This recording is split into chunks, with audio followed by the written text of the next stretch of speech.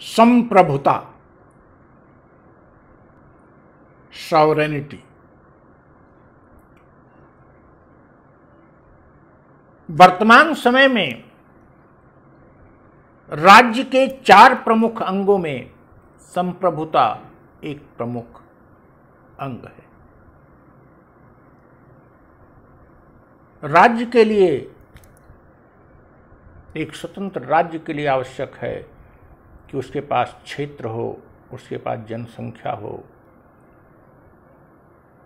वहाँ एक सरकार हो और वह सरकार संप्रभु।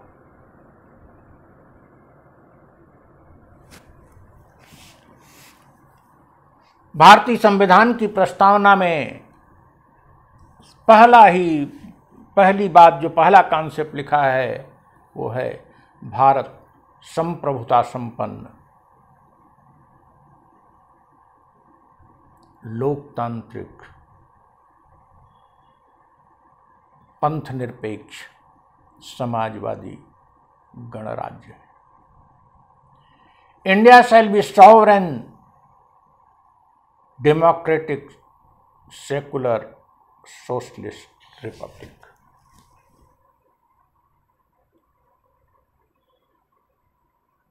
संप्रभुता का वर्तमान समय में अत्यंत महत्वपूर्ण स्थान है। संप्रभुता, भारत की संप्रभुता का मतलब भारत देश, भारत का संविधान संप्रभु है और भारत को किसी बाहरी शक्ति के हस्तक्षेप की जरूरत नहीं है। हम अपने आंतरिक बाह्य मामलों का स्वतंत्रता पूर्वक, independently, without intervention of any outer force प्रयोग करें। लेकिन इस संप्रभुता का कॉन्सेप्ट आया कहां से? इस अवधारणा का शुरुआती दौर में विकास किया था एक फ्रेंच विद्वान जॉन बॉडिन ने। फ्रांसीसी जियो बॉडिन, बोदा कहते हैं हिंदी में, बॉडिन BODIN, उन्होंने किया। वस्तुतः संप्रभुता है क्या? संप्रभुता वह शक्ति है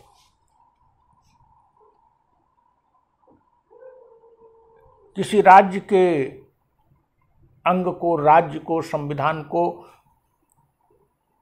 या शासक को, किसी को, जिसके पास वह शक्ति है जिससे वो कानून का निर्माण करने की शक्ति रखता हो, कोई आदेश देने की शक्ति रखता हो, आदेश का उल्लंघन करने वाले को दंडित करने की शक्ति रखता हो, कोई भी समझौता करने की शक्ति रखता हो,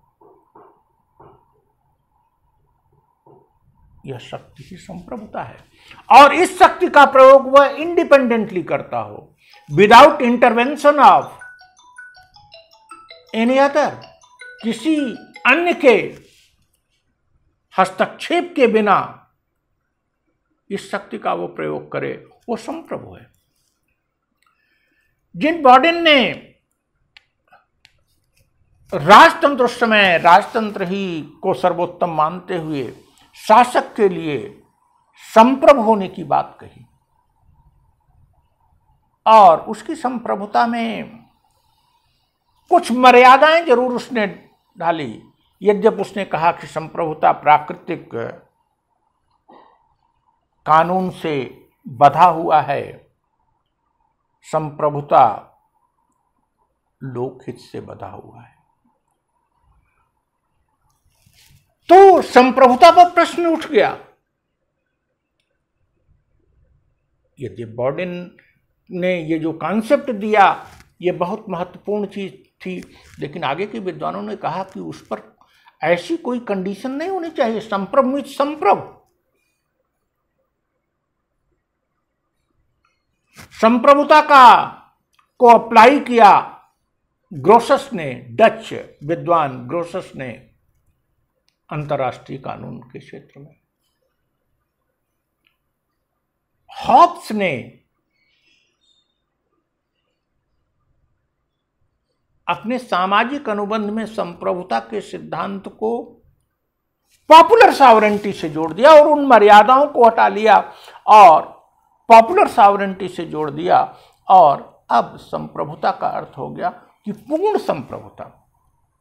यद्यपि एब्सोल्यूटिज्म बॉर्डन ने भी दिया था, पूर्ण सत्तावाद की बात की थी, लेकिन उन मर्यादाओं के कारण उसको पूर्ण सत्तावाद नहीं माना जाता था। हॉब्स ने उसको पूर्ण सत्तावाद के रूप में प्रतिष्ठित किया।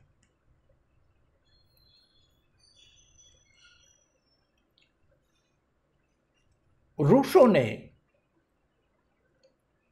अपनी पुस्तक सोशल कॉन्ट्रैक्ट में सामाजिक अनुबंध में संप्रभुता को और भी स्पष्टता दी। अब रूसो के विचार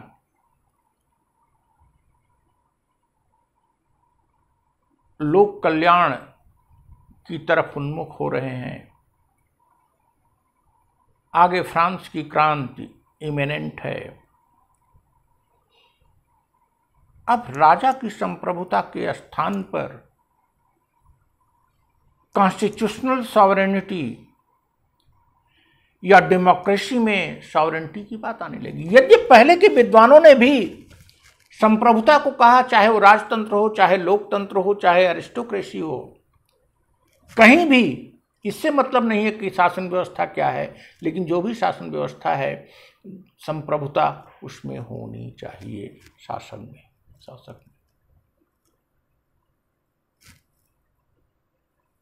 कॉन्स्टिट्यूशनल सॉवरेनिटी की बात ऑस्टिन ने तो इसको पूर्णता दी। इस कॉन्सेप्ट को कहा जा सकता है, ग्रेट विद्वान ऑस्टिन ने। अब सॉवरेनिटी क्या है? बेसिकली लोकतंत्र में तो संप्रभुता निहित होती है जनता में। लोकतंत्र का मतलब ही है, और वर्तमान में लोकतंत्र ही सबसे पॉपुलर व्यवस्था है। लेकिन जहां जिन राष्ट्रों में संविधान है, अगर लिखित संविधान है तो वो कॉन्स्टिट्यूशन में चली जाती है, वो संप्रभुता लीगल सॉवरेनिटी संविधान में चली जाती है। और जहां लिखित संविधान नहीं है लेकिन संवैधानिक शासन है, जैसे ब्रिटेन में संवैधानिक राजतंत्र है, तो वहां का संविधान ब्रिटिश पार्लियामेंट बनाती है, तो वहां लीगल सॉवरेनिटी वहां की पार्लियामेंट में निहित हो जाती है। On the other hand, in India sovereignty resides in people, but legal sovereignty existing in Indian Constitution, which is considered as supreme, and political sovereignty on behalf of Constitution goes to Parliament. अब यह भारतीय संविधान में जो भी लिखा है उस पर कोई बाह्य हस्तक्षेप स्वीकार्य नहीं है। संप्रभुता का मतलब यह है जनसामान्य को, जनता को, देश को उस भारतीय संविधान को मानना ही पड़ेगा।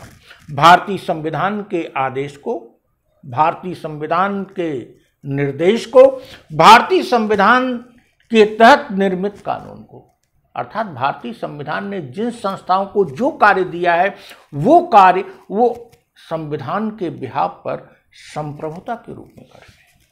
और ऐसी स्थिति में यदि भारतीय संविधान की कोई अवहेलना करता है तो संविधान को दंडित करने का अधिकार है।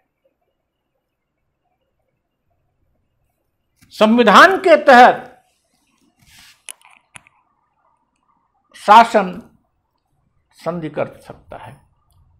भारतीय संविधान के तहत किए गए किसी निर्णय को सबको मानना पड़ेगा, यही संप्रभुता है।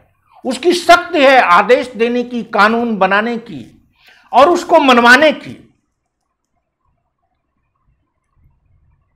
भारतीय संविधान के तहत जो भी आदेश आता है, जो भी निर्देश आता है, जो भी कानून आता है, उसे हमें मानना पड़ेगा। अगर हम उसका उल्लंघन करते हैं तो भारतीय संविधान की संप्रभुता में इतनी ताकत है कि वो हमको दंडित कर सकती है। और भारतीय संविधान के तहत दिए गए किसी कार्य पर किसी बाह्य शक्ति का, किसी बाहरी देश का कोई हस्तक्षेप नहीं। संविधान संविधान, sovereignty resides in constitution. In the same manner जब बोर्डन ने इस कॉन्सेप्ट को दिया तो उसने कहा किंग में सॉवरेनिटी रिसाइड करती है और पूर्ण सत्ता उस पर है, उसके पास पूर्ण शक्ति है। जिन ऑब्जेक्शंस को उसने दिया था उनका निदान आगे के विद्वानों ने किया, उन मर्यादाओं को, और उसको पूर्ण सत्तावाद के रूप में प्रतिष्ठित किया। लोकतांत्रिक व्यवस्था आने पर, संवैधानिक व्यवस्था आने पर स्वाभाविक रूप से संप्रभुता जनता में, संविधान में अथवा संविधान द्वारा निर्दिष्ट संस्थाओं में चला जाता है। इस प्रकार से राजनीतिक व्यवस्था में,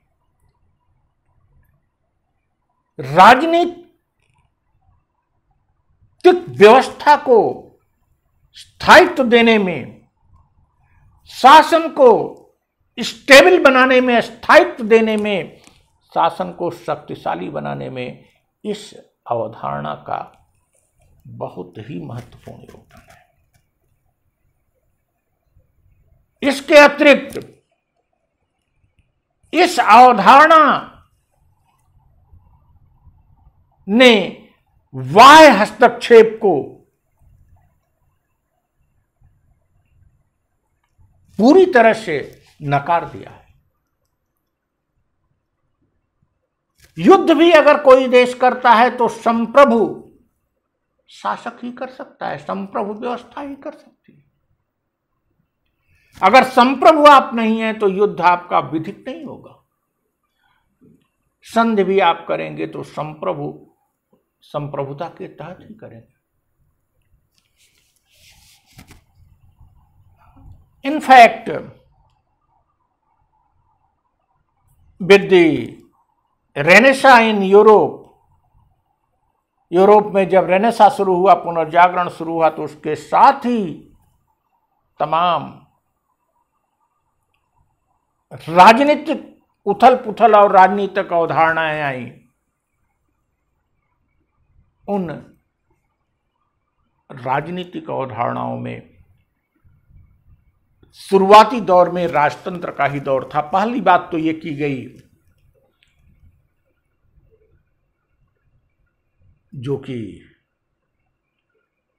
दांते मार्सेलियो जैसे विद्वानों ने ही कर दिया था, चर्च और स्टेट का अलगाव और लौकिक मामलों में स्टेट को पूर्ण अधिकार। आगे चलकर स्टेट के साथ सॉवरेनिटी की बात जोड़ी गई, जो कि 19वीं शताब्दी आते आते अपनी परिपक्व अवस्था में पहुंच गई।